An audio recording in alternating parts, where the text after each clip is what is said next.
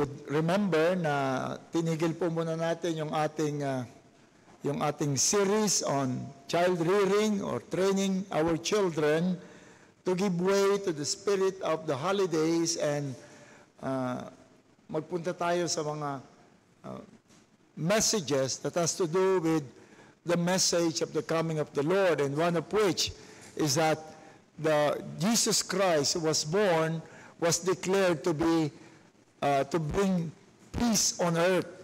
He was prophesied to be the Prince of Peace, the Man of Peace.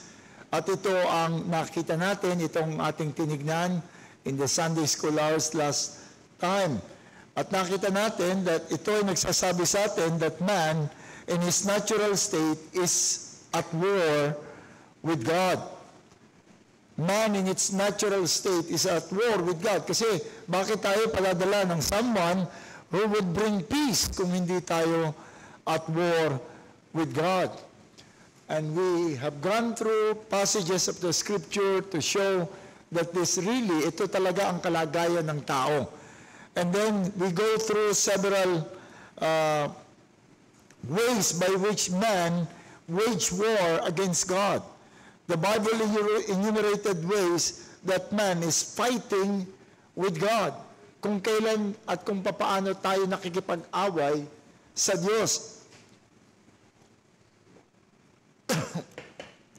Una, nakita natin that every time we sin, we wage war against God. Because sin is the transgression of the law. And when we transgress the law, we fight against the lawgiver. So tuwing tayo magkakasala, sabi nga ni J.C. Ryle, it's Arthur Pink, it's a closed feast on the face of God saying, "Who are you? I don't care what you want. I want to do this." Nakita rin natin sa ating discussion that when we make friends with the world, we wage war with God. James told us that friendship with the world is enmity with God. And therefore, whoever wishes to be a friend of the world makes himself an enemy of God. And we say that the world referred to here is the system, the current system of man and things that are against God, hostile to God. Sabi ni Albert Barnes, that the friendship of the world is the love of the world, love of the maxims which governs the world, the principles which reigns in the world, yung purpose or ends that are sought in the world, the amusement and gratification which characterize it. It's saying that those who love the world is constantly declaring the world is life. Life and joy can be found in this world. And John even made it clear what these elements of the world are. That is the lust of the flesh, the lust of the eyes, and the pride of life. If we are run by these three, we are waging war against God. And then we also, thirdly, we saw that when we rebel against His appointed leaders, we war with God. Romans 13:1, sabi, let every soul be subject to the governing authorities, for there is no authority except from God, and the authorities that exist are appointed by God. Therefore, whoever resists authority, resists the ordinance of God, and those who resist will bring judgment on themselves. Resisting authority is resisting God. Also, we wage war against God when we fail to love fellow believers. When we fail to love.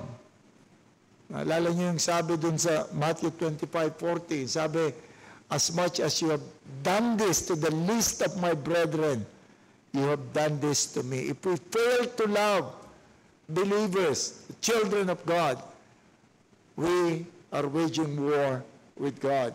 So with this you see how often man wage war with God. And therefore Christ came to stop this war. to establish peace among men. Magtalaga ng kapayapaan.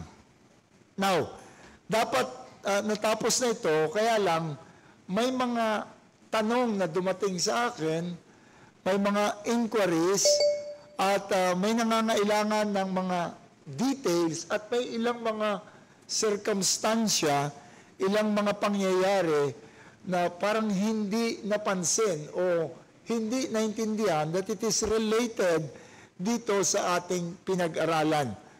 That even nag-establish siya ng peace ang ating Panginoon, kaya't ang yung mga Kristiyano, when Christ came to establish peace and stop the war, so Christians are called the children of peace.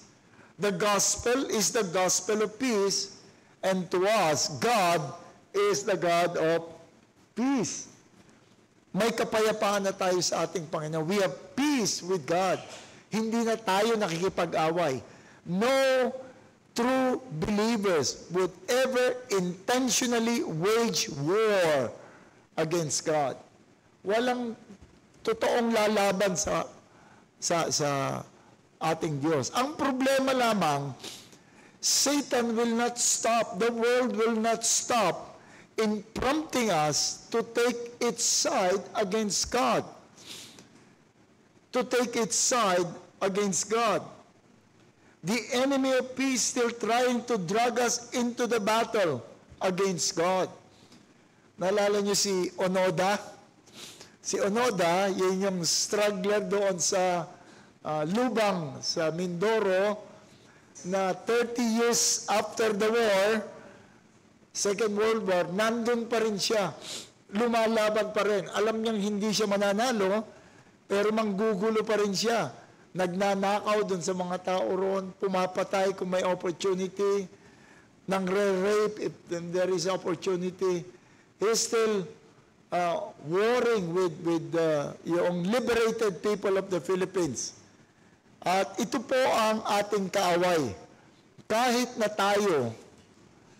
tayo ay pinalaya na at hindi na natin kaaway ang Diyos. Just like Abraham that was declared to be the friend of God, at yung friendship ng God kay Abraham is in the context of Abraham believed God and it was counted to him as righteousness. When Abraham believed God, believed the promises of God, he was saved. He was counted as righteous. He became a friend of God. But if you would follow the life of Abraham and consider yung mga ways by which we fight against God, makikita natin that Abraham many times ay nadadrag pa rin ang ating kaaway on his side to fight against God. To fight against God. Yun pa rin ang ginagawa sa atin. Kahit momentary, kahit isang act lamang, fulfillment na para kay Satan, para sa mundo, na tayo ay madrag niya on his side in his hostility against God. Yun ang pinaka-fulfilling na accomplishment ni Satan, to take us on his side against God. So we many times unaware, we still fight against God on the side of the devil.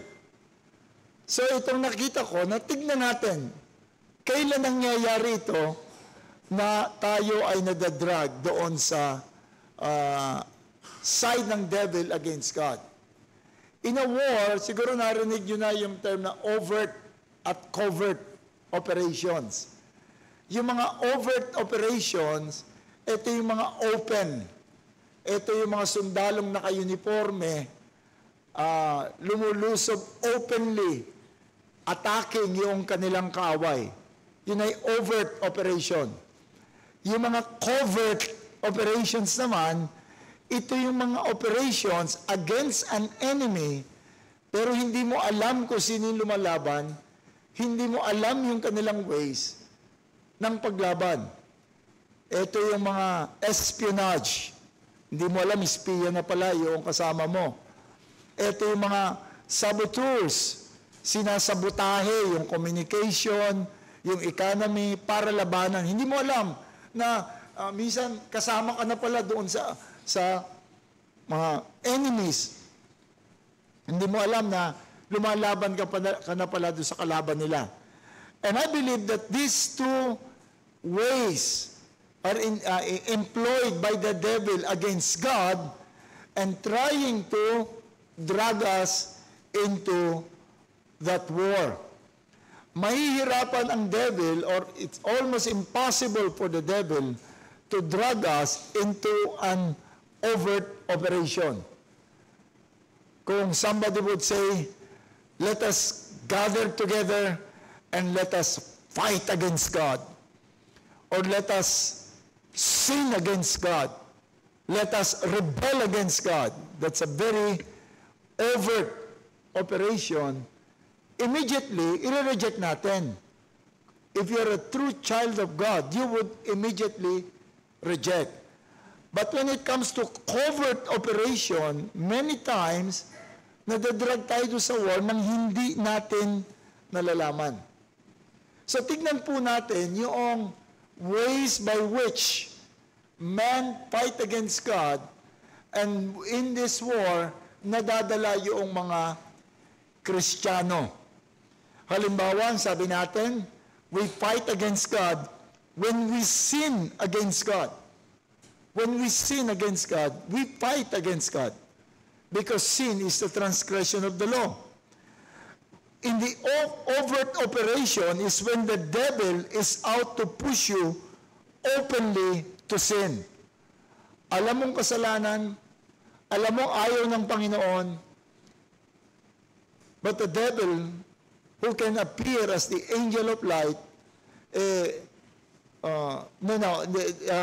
not as an angel of light, the devil who is the provocateur, siya, or the tempter, itutulak ka na gawin yung alam mong kasalanan. And there are many instances in Scripture when man is placed between two choices. One choice is clearly against God, clearly sinful. Yung choice ay sinful. When Cain killed Abel, there is no doubt, alam ni Cain na yun ay kasalanan. Hindi niya pwedeng i-reason out, hindi niya pwedeng i-justify yung pagpatay niya kay Cain.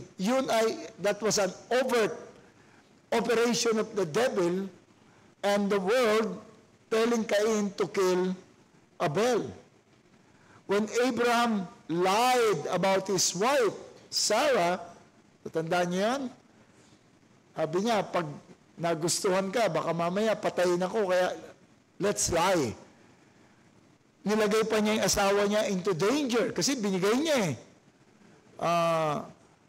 Wag lang siya mapatay. Alam niya, that was clearly an overt summoned by the devil to war against God. The whisper to Abraham is that sin against God so that you will be spared. David in the matter of Bathsheba and Uriah, malinaw yun. Na ang panawagan ng devil, you sin against God.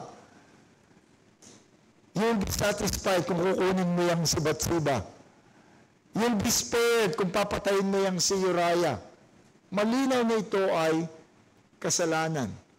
Si Judas in betraying Jesus. Peter in denying Christ. So malinaw na itong mga ito, some of them, like Judas, malinaw na talagang standing enemy of God. Overt yung kanyang operation. But Peter in denying Christ, that's something na magugulat ka na magagawa ito ng isang Kristiyano. At ito yung nangyayari din sa atin, modern Christians. When threatened with harm,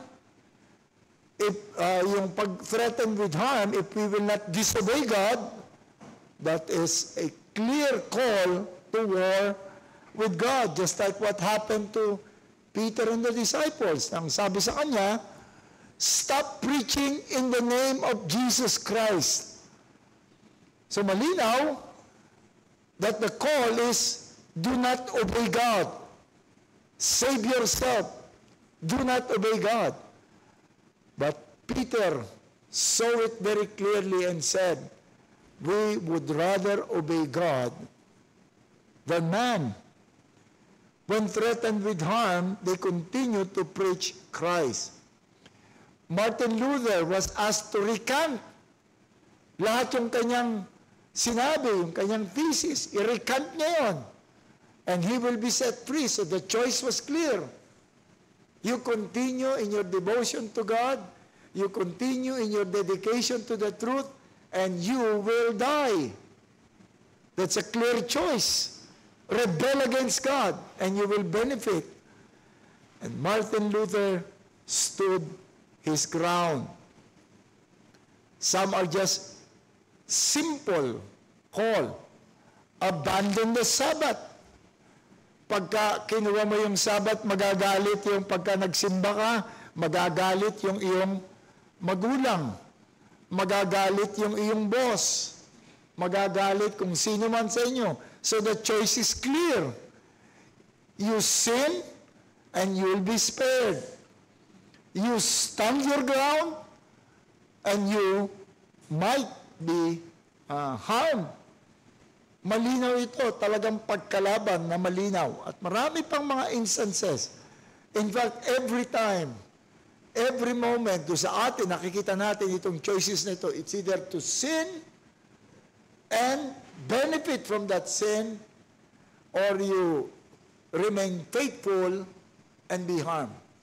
Marami tayong pinagdadaanan. But if we will examine the situation in all of this, the real battle really is whom to obey to gain what we want. Yun ang talagang battle. Yun ang covert part nitong battle na ito. Hindi natin nakikita. Parang in our mind sometimes, yung battle may appear to be yung ating search for safety, for comfort, and for gain. Parang yun ang nagiging battle. Pag ito ang tinake ko, I will be safe. Pag itong step na itong ginawa ko, I will be approved. Pag ito, I will gain. Pag sinunod ko ang Panginoon, I'll be in trouble. I'll be in trouble. Maaari ako mapahamak, mapagalitan ako, matanggal ako sa trabaho, mawalan ako ng kaibigan, mawalan ako ng magulang at family. It seems that was the battle. Kaya nandun yung ating struggle. Kailangan ko talaga ito. Ano bang gagawin ko pag sinunod ko ang Panginoon? Mawawala ko rito. That would seem to be the struggle. But if we will examine the situation in all of this, the real battle is, whom should I obey to gain comfort, safety, and convenience? Is it siding with God or the world under the sway of the devil? That's really is a battle. Yun dapat ang pagtuunan natin. Shall I obey God or shall I obey the world? Shall I obey God or shall I obey the world? With regards doon sa kapag inobey ko ang world, I will gain. Pag inobey ko ang Panginoon, I will lose. Mawawalan ako. That's the trick of the devil because it is not true. That makes the real issue as personal gain versus obedience to God. Yun ang talagang battle natin.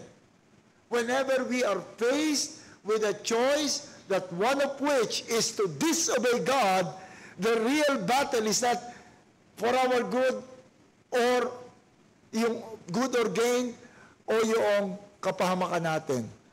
The real issue is as personal gain versus obedience to God. The devil will try to trick us into thinking that the choice is our gain or our loss. Gain or loss. That's not the real issue. There is no winning against God. There is no gain against God. There is nothing good that is obtained against God. The seeming battle is, where can I gain the good that I want? Is it siding with God or the devil?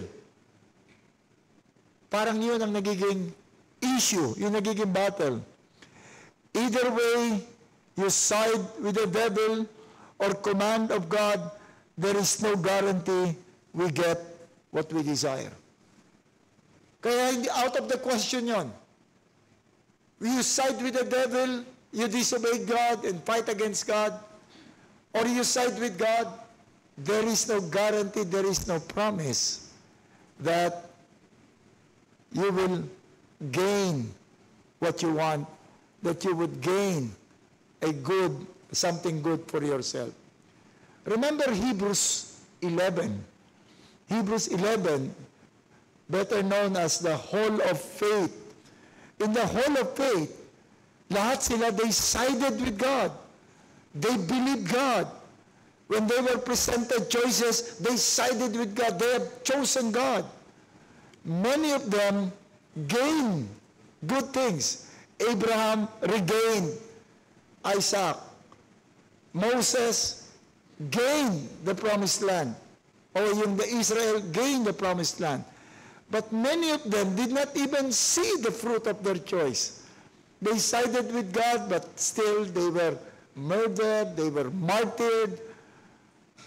Sinong nanalo ron?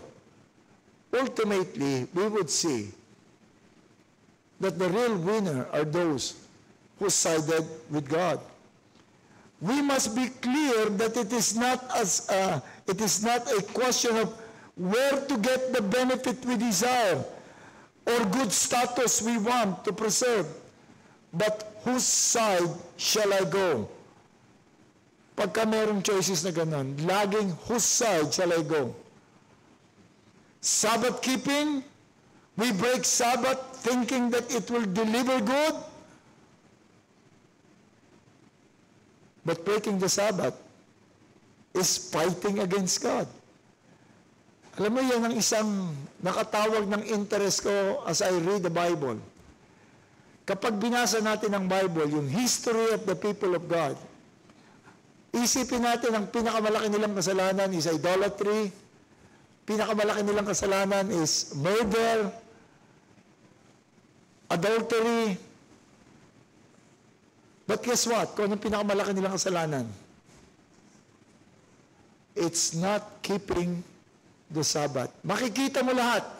Lahat ng indictment ng Panginoon, nandun yung word, and you have neglected the Sabbath. Why were they taken into captivity for 70 years? Why exactly 70 years? Because that is the number of years that they did not keep the Sabbath. 70 years. So there is really no gain. Dapat makita natin na ang question is not where I can get the good. The good thing is always on the side of God. When we make decisions, the choice is always which decision is from God. Let us not be tricked by the devil. Let us not be tricked by the world.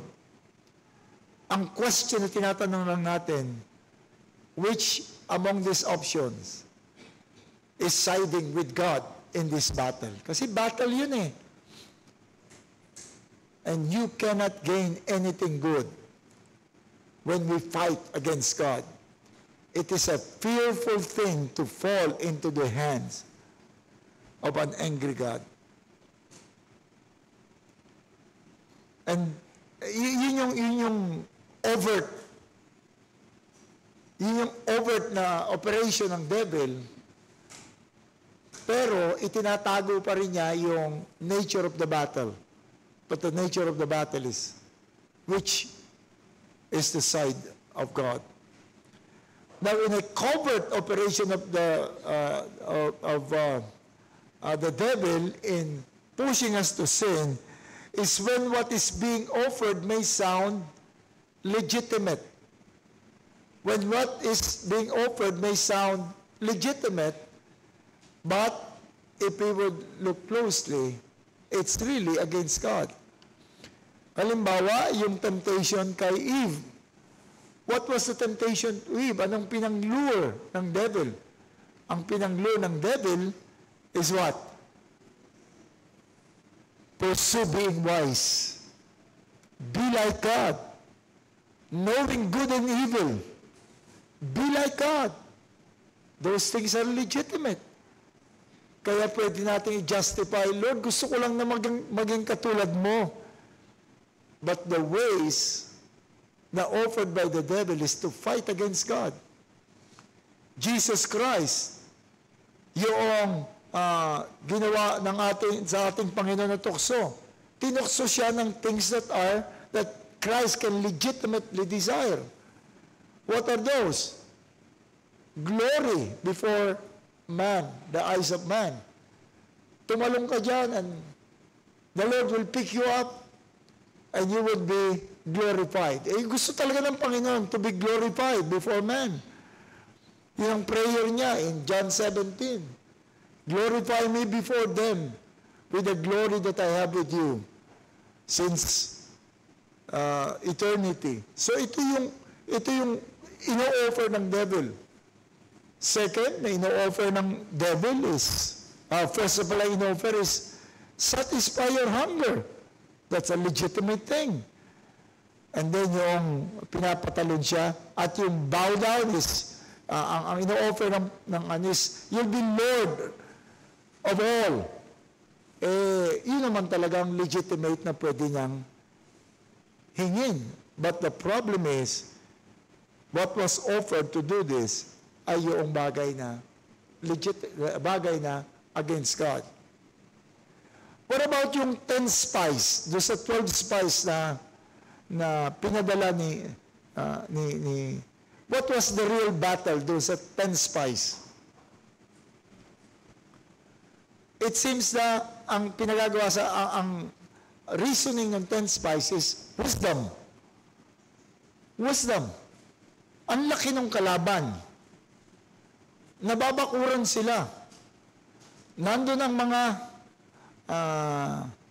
nalilito ko Anakim, hindi Anakin Anakim. Yung mga giants.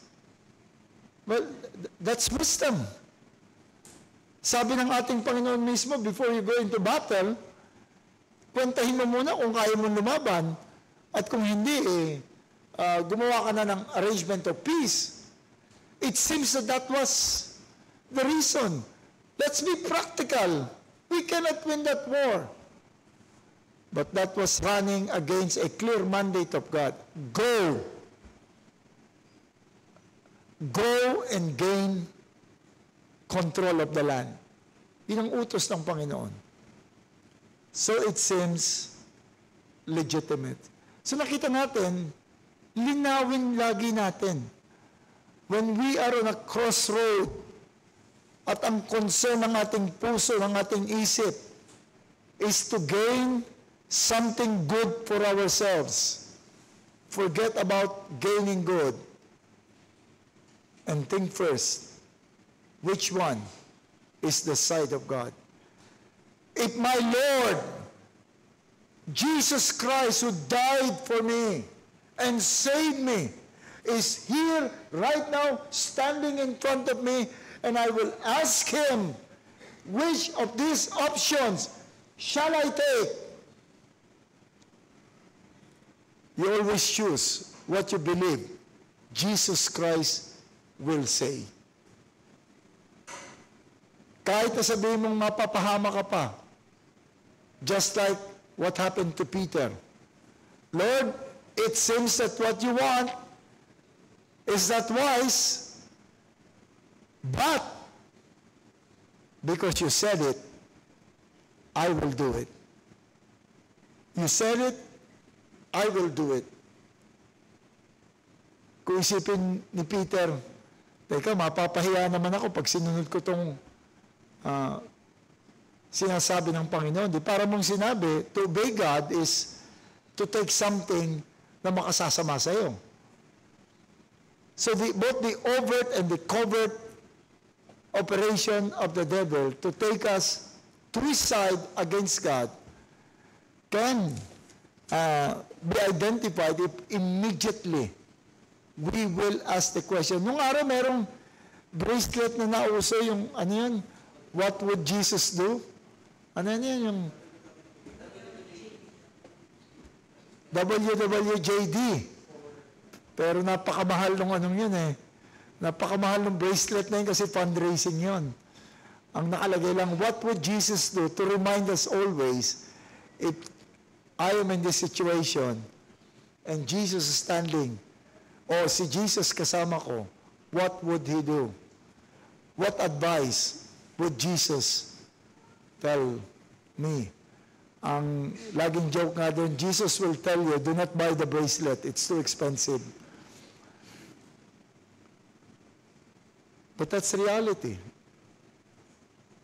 At kapag nakita natin kung anong gusto ng Panginoon, pursue it with all vigor and with all dedication. Kapag hindi tayo sigurado, huwag magbakasakali. Tiyakin muna natin, search the Scripture, seek for counsel bago natin gawin. For sure, kapag nagpilit ka, yung iyong mind is not on obeying, but on gaining. Di ba, may mga ganyan tao na kunwari hingi ng advice, pero determined na siya that I will pursue this thing. At kapag in-advise mo against, they would seek another advisor. Or they would take themselves away or out of your leadership and seek freedom elsewhere so that he can pursue yung gusto niyang gawin. Secondly, again, talking about the overt and covert operation of the devil, ang sabi sa atin that we war against God when we fail to honor the authority. When submitting to authority is a challenge, we have said that whoever rebel against authority, rebel against God. Many times we are challenged. Shall I honor and obey the authority placed by God above me? Who are those authorities? Sino mga authorities na yan? Parents, government, pastors, husbands, those are people placed by God as authority. But sometimes submitting to authority is a challenge. Is a challenge. Yung overt operation of the devil is when clearly the choice is to blatantly dishonor authorities. You know, man has a natural dislike to obey authority. May natural dislike ang tao to disobey authority. Remember the fall? That was the nature of the fall. Ang sabi ng Panginoon kay Adam, because you listen to your wife. In other words, the authority was, yung structure of authority was destroyed when Eve, instead of listening to the husband, hindi siya yung nag-rule over the husband. Siya yung nag-utos. And the Lord even gave His analysis to Eve that right now, I can see your heart, your desire is for your husband, but he will rule over you. In other words, I can see your heart, Eve, as I can see the heart of every fallen wives, that they want to control their husbands. They want to rule over the family. But I have appointed that man would be the head of mankind. The head of the head of families, the head of the church. God directly gave that diagnosis to Eve that she will want to control Adam.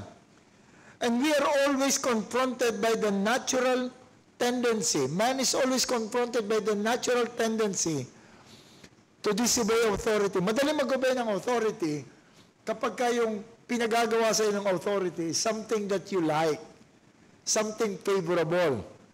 Yung isang anak, sabihin, anak, pumunta ka sa rep, kumuha ka ng ice cream doon, kahit anong flavor kainin mo. Naku, napakasarap mag-obey ng ganong authority. O anak, merong magandang series sa Netflix. Panoorin mo, masasayahan ka. Susunod ka agad yun, di ba? Maganda eh. The same thing sa atin, madaling sumunod sa authority kapag ito ay makita natin na masarap tignan. But we are always confronted by the natural tendency. The nation of Israel could not simply honor Moses. They can honor Moses kapag kasi Moses ay nagpapakita ng mga miracles, nagpadala ng mana, ng quail. Pero noong hindi na nila makita yung leadership ni Moses na nakagiging pabor sa kanila, they refused to obey Moses. Gagawa na sila ng sarili nilang paraan.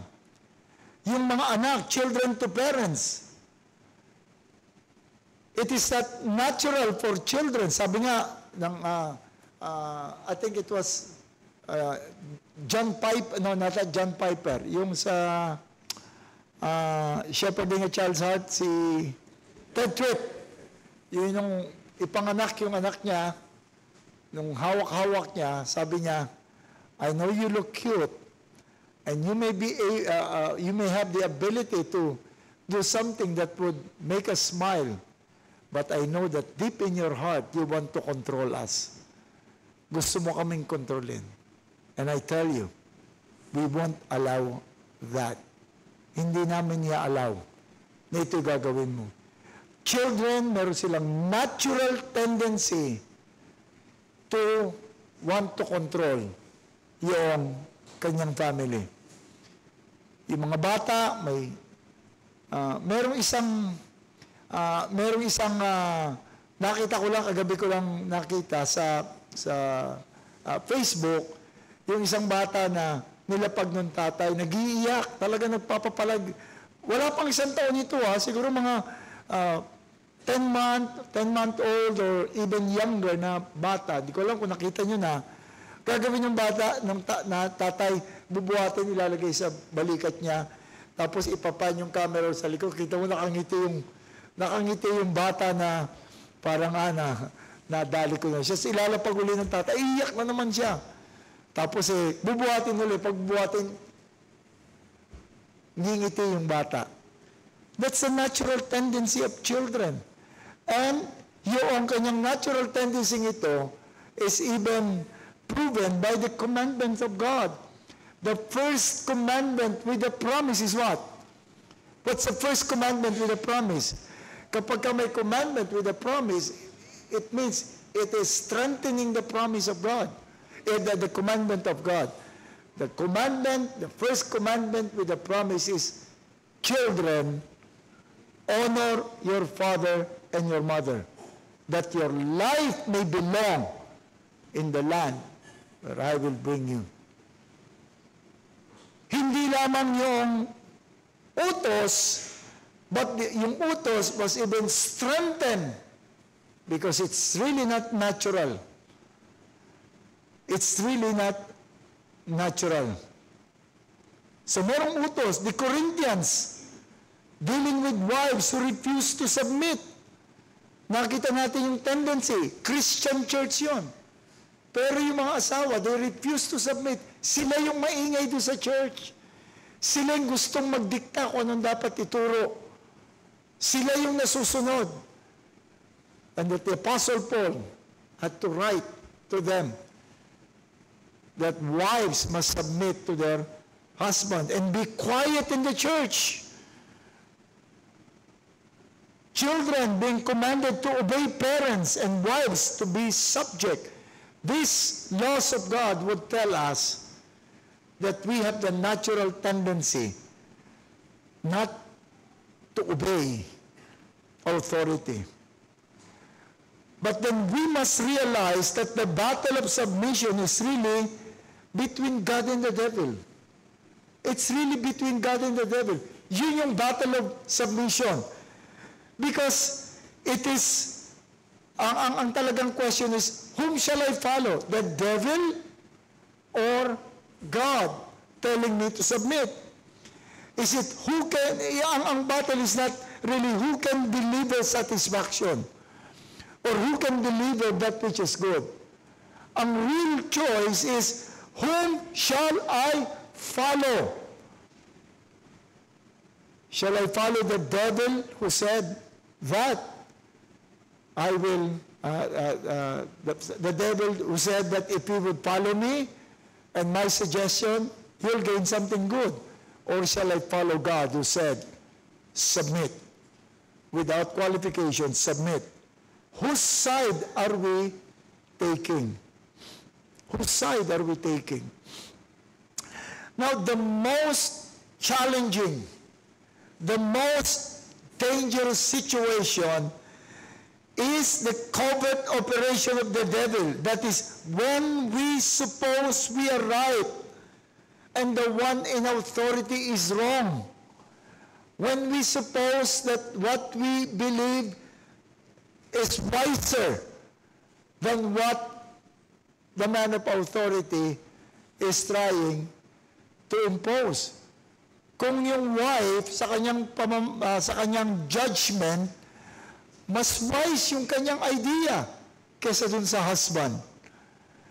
Kung yung anak sa kanyang judgment, mas wise yung kanyang decision kaysa sa decision ng kanyang magulang.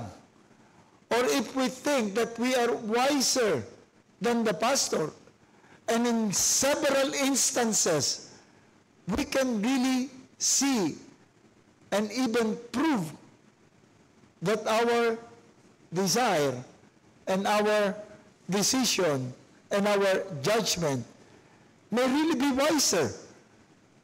May really be wiser than the person assigned by God over us. Yan ang na-discuss naming mag-asawa just recently. Paano? Ang tanong niya, paano kung mas tama yung sa akin? Paano kung mas tama, mas wise yung aking decision? Susunod pa rin ba ako? Do you see? The covert nature, it seems that the choice is between what will deliver the best result. Di ba parang yun ang nagiging choice? Mas wise yun sa akin, therefore, it would deliver the best result. Kung susundin ko itong nasa above me, nakita kong inferior yung kanyang thinking, it would be disaster kung susundin ko siya. It seems to be that the choice is that way. Let us not be fooled. The real choice is who should prevail. The one whom God placed in authority or your judgment. If your judgment can be supported by the Word of God, then yung authority ngayon, malipat na sa Panginoon. It's the judgment of God and the judgment of this leader. It's what God wants and what this leader wants. But if it is just a matter of whose thinking is wiser, ilagay natin sa talagang context. Ang talagang context is who can deliver. Yun ang talagang the real choice is who should prevail, the one whom God placed in authority or my judgment. Kung talagang tama naman yung judgment ko talagang mas tama ako kaysa sa husband ko. The question is still that, who should prevail? Your judgment or the command of God to submit? That would still be yung situation. A natural man will have a clear basis for choosing. The natural man would always choose what his judgment is saying that would deliver the best result. But we as the people of God must always take the side of God, obeying what God wants, and what does God wants, that we honor the one in authority. That is always the decision of the Lord. We honor the one with authority over us. There is no winning in this honoring because you are making your judgment superior than God. You are making your own perceived wisdom as better than the decision of God.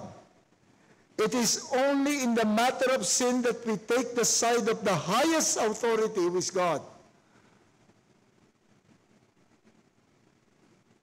But in every choice, kapag nag-conflict, yung judgment natin, yung wisdom natin, na mas superior doon sa man placed by God above us, it is always yung purpose ng Panginoon ang dapat matupad. You know why? Because what we can see only, we are only peeking in the whole of history of man. Ang nakikita lang natin yung situation, but God can see the entire thing from eternity past to eternity future, and everything is connected. Everything is connected. And sometimes, yung inaakala nating unwise decision ng authority, we know that God allowed because of the overall picture that God is planning. Take the case of Samson. Si Samson, sabi niya sa magulang niya, gusto kong mapangasawa yung isang Philistine na babaeng yon. Sabi niya, bakit marami namang magaganda at marami namang mga babae dito sa ating mga Hudyo? Why would you disobey God? But because Samson was an appointed judge at alam ito ng kanyang mga magulang, sinunod nila. Although, hindi sinabing sinunod nila because of their understanding. But the commentary of the one who wrote the Judges said, but they were not aware that it was from God. Sometimes, yung decision na inakala nating unwise, if it is from someone appointed by God, better believe that God knows. Better be able to say, as Peter said, Lord, in my judgment, it's unwise, it may not be sinful. Remember when he was asked to throw the net doon sa deep in the brightness of the day, sabi ni Peter, I know that in my judgment, mali ito. I know that in my judgment, it's not wise. I know in my judgment that a fisherman like me should know more than a carpenter like you about fishing. But since you are my Lord, I am your disciple, you are above me, whatever you say, I will do. And Peter be able to say those things. Kapag kayong ating judgment, alam natin mas wise kaysa sa judgment ng husband natin.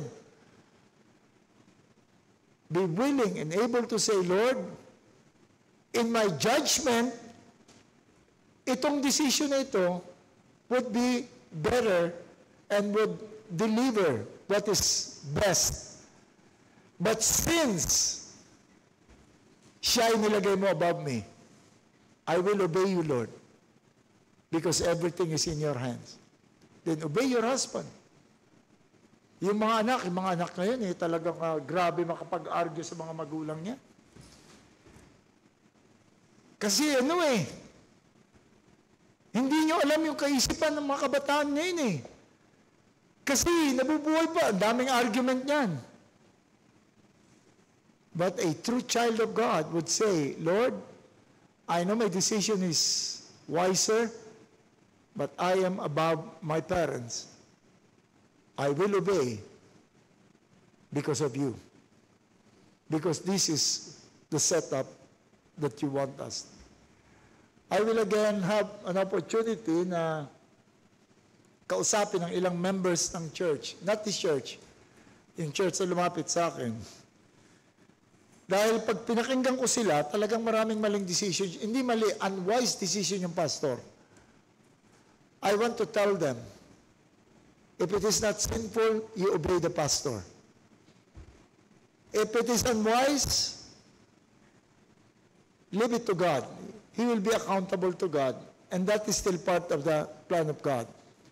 If you really, really cannot, then get out of, umalis ka doon sa poder ng pastor na yon. Seek another church where you can obey, honor, and respect the pastor. Do not stay in a church na hindi mo kayang kilalanin yung pastor and honor the pastor. So you see, when it comes to authority, huwag nating isipin that it's something that the question is simply what would deliver. Or in any area ng ating decisions, the issue is not what would deliver the best for me. What would deliver gain? The question is always, what is the side of God? What would God do? Or what would God tell me in this decision? There is no gain fighting against God. There is no benefit. You might momentarily enjoy your freedom against God kapag ka ginawa mo yung mga decision na yun. Pero magtiwala ka. Soon you would reap the harvest, you would reap whirlwind kapag ang itinanim mo is the wind of rebellion against God. So we stop here. We still have 3. When we are friends with the world, papaano natin ito nakikita when we fail to love and when we neglect. 3, i-stop ako rito. Anything? Do you have any addition or comment or question? Ano yung dalawang na-take up natin ngayon? When we sin, the question is always, which side should we take? When there is conflict with authority, the question is the same. Which side is God's side? So, kung hindi tayo magiging maingat na ganito, we may not know what we are fighting against God. We are waging war on the side of the devil against God. And there is a guarantee, we will not win. There is no gain in fighting against God. Let's pray. O aming Panginoon, may it very clear to us, Lord, that there is nothing good apart from God.